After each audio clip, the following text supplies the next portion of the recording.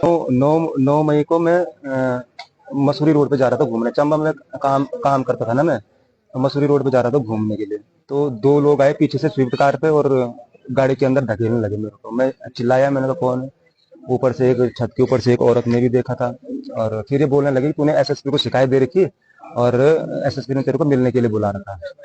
तो मैंने शिकायत दे रखी थी सच में, मैंने सोचा सच में बुलाया होगा इन्होंने। फिर ले गए मेरे को, कद्दू खाल तक ले गए मेरे को। फिर आधे रास्ते में इन्होंने इंस्पेक्टर धर्मेंद्र और तिलक और बाबू खान को फोन भी किया इन्होंने कि भाई अब इसको कौन से रास्ते से लाना है। फिर रास्ता इनको मिला नहीं शॉर्टकट, फिर ये वापस से चंबा के रास्ते से ही लाए मेरे को। और फिर ये ले गए मेरे को कोटी कॉलोनी पुलिस स्टेशन में। यहाँ थोड़ी देर में बैठा, फिर थोड़ी देर बाद वहाँ आया धर्मेंद्र और इंस्पेक्टर। और जैसे ही वो आया थप्पड़ थप्पड़ मारे मेरे को नंगा किया और डंडे से बेल्ट से मार मार के जब जब मेरी पेशाब निकल गई, तब ये इंस्पेक्टर धर्मेंद्र औंतेला बोलते हैं कि अभी इस पेशाब को पी की। फिर जब मना किया तो फिर उन्होंने पीटा, फिर मैं पीनी पड़ी वो मजबूरी में पेशाब पी।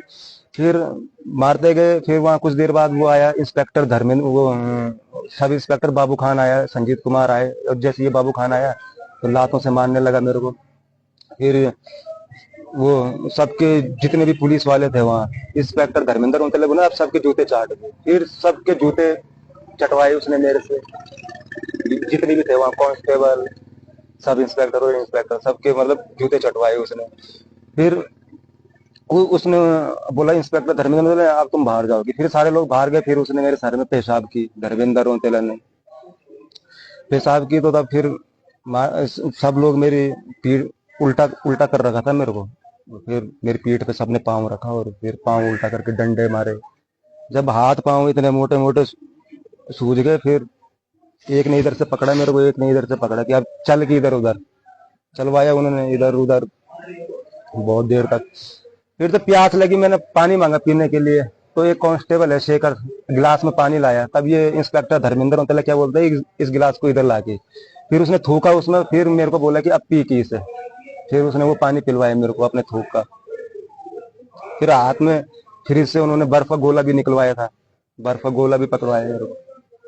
सर में जूते मारे, जूते चटवाए, पेशाब की, बहुत वो मतलब मारते गए। फिर ये ले गए मेरे को रात को 12:30 बजे जाग तिराए में ले गए मेरे को।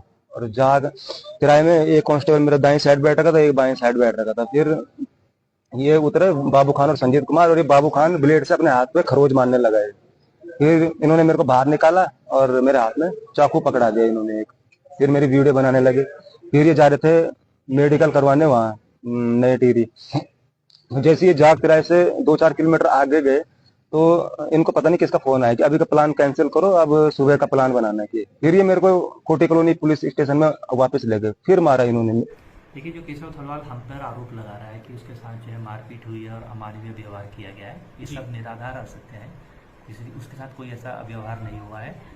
उसकी जो तहरीर थी, केशव थलवाल ने 21 तारीख को सीएम पोर्टल पर अपनी एप्लीकेशन डाली थी और उसने ये आरोप लगाए थे कि मेरी बहन अपनी न्यूड वीडियो बनाकर लोगों को दे रही है। और जब केशव थलवाल से ये पूछा गया कि आपके पास कोई ऐसी एविडेंस है कि जिसमें आपकी बहन ऐसी न्यूड फोटो डाल रही है तो आप हमें दें। उनके द्वारा ऐसी कोई हमको ना तो कोई वीडियो दी गई, ना कोई ऐसा लिंक शेयर किया गया जिसमें कि कोई ऐसे फैक्ट आते। और उन्होंने जिस तहरीर में जिस व्यक्ति का नाम लिखा था वो उन्हीं का रिश्तेदार है कि मैंने उनके फ़ोन में ये वीडियो देखी। तो पुलिस ने उनके पास जाके भी जांच की, उनका फ़ोन चेक किया तो उनके पास कोई ऐसी वीडियो नहीं थी। और जिनका वो नाम ले रहे थे वो इनके रिश्तेदार हैं जो एक प्रकार से मूक बधिर हैं, बोल नहीं सकते और सुन नहीं सकते। फिर भी चेक किया। उसके बाद गाँव के आस पड़ोस से जानकारी करी और इनकी माँ ने, उर्मिला देवी जी ने, एक तहरीर थाने पे दी थी। और जब उसकी भी जांच की तो ये फैक्ट पाए गए थे कि 20 तारीख की रात को केशव थलवाल ने अपने घर में अपनी माताजी और अपनी बहन के साथ बहुत ज़्यादा मारपीट करी। और मारपीट करने के बाद वहाँ से सिलेंडर का पाइप खोला और बाहर से बंद करके अपने आप को वहाँ से चला गया। और जब उनकी माँ जो है और चिल्लाई तो आस पड़ोस के लोगों ने आकर जो है वो सिलेंडर बाहर फेंका और इन लोगों की जो है जान बचाई। उसके बाद उनकी माँ ने भी ये तहरीर थाने पर दी थी, इसमें जाँच की गई थी।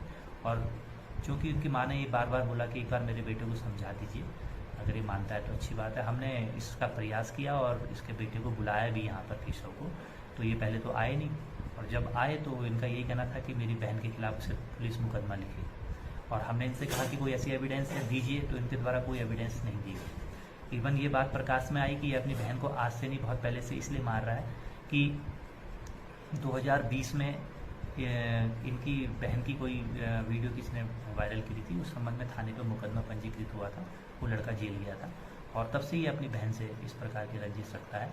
और जब ये प्रकरण पूरा हुआ जांच में तो ये फैक्ट पाया कि इसके द्वारा अपनी माँ बहन के साथ मारपीट की गई। अन्य गांव के लोगों ने भी ये बयान दिए हैं। उसके बिहाफ पर पुलिस ने इनके खिलाफ मुकदमा लिखा गया था और मुकदमा लिखने के बाद जो है केशव काफ़ी एग्रेसिव हो गए और हमारी फैमिली के खिलाफ, अन्य दरोगा लोगों के खिलाफ और उच्च अधिकारियों के खिलाफ अनाप शनाप बातें बोलना और बिना सत्यता जाने जो है मनगढ़ंत आरोप लगाते हुए आरोप लगाना, इस प्रकार की इनके द्वारा वीडियो बनाई जा रही थी।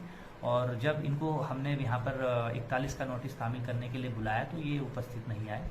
इस बिहार पर माननीय न्यायालय से NBW लेके इनके खिलाफ जो है अग्रिम कार्रवाई की गई और दौरान गिरफ्तारी इनके द्वारा जो है पुलिस पर हमला किया गया था, उसका अलग से मुकदमा पंजीकृत है और उसके बाद इसको हम पुलिस द्वारा जो है जेल अरेस्ट करके जेल भेजा गया। देन अब ये आरोप लगा रहे कि मेरे साथ जो है पुलिस ने अमानवीय व्यवहार किया, मारपीट करी।